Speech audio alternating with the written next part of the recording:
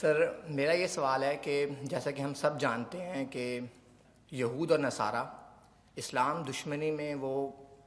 قرآن کی اصطلاحات آتی ہے الکفر ملت واحدہ، یعنی کہ وہ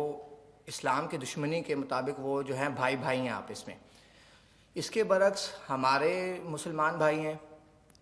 وہ جو ہے ایک دوسرے کو فرقہ واریت اور ان سب چیزوں کی پروموشن جو ہو رہی ہیں وہ آپ کو بہتر پتہ ہے۔ تو سر یہ دیکھنا چاہیے کہ ایک طرف ہم جن کو کفر کا فتویٰ لگاتے ہیں، ہمارے جو ہیں دوسرے علماء دین میں جو بھی لوگ ہیں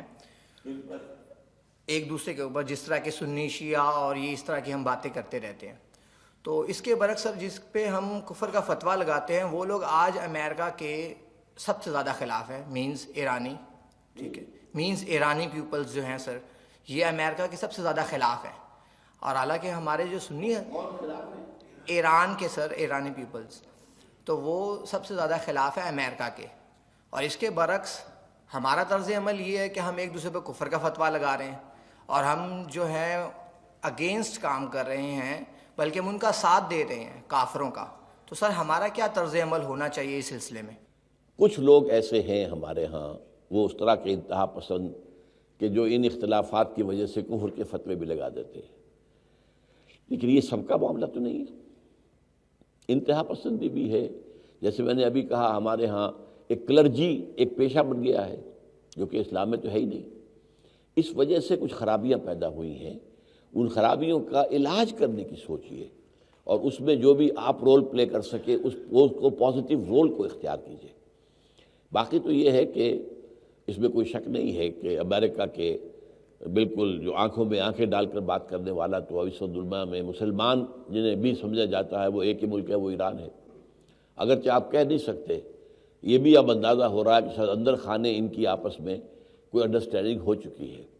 جو ساری دھمکیاں تھیں کہ ہم حملہ کر دیں گے، ہم یہ کر دیں گے، وہ کر دیں گے، وہ سب ختم ہوئی چیزیں،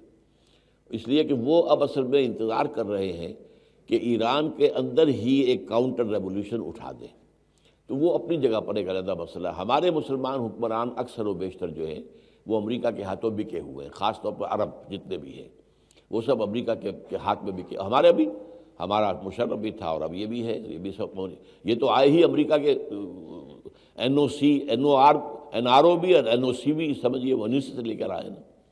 تو یہ ساری خرابیاں اپنی جگہ ہیں، ان خرابیوں کو مانیے، سمجھیے، آئیڈینٹیفائی کیجیے اور کوشش کیجیے کہ ان کو انڈو کرنے میں آپ اپنا پرسنل کوئی رول پلے کریں۔ آپ کسی ایسے گروہ کو تلاش کیجیے جو ان چیزوں سے بلند ہو، جو ان چیزوں کو اہمیت نہ دیتا ہو،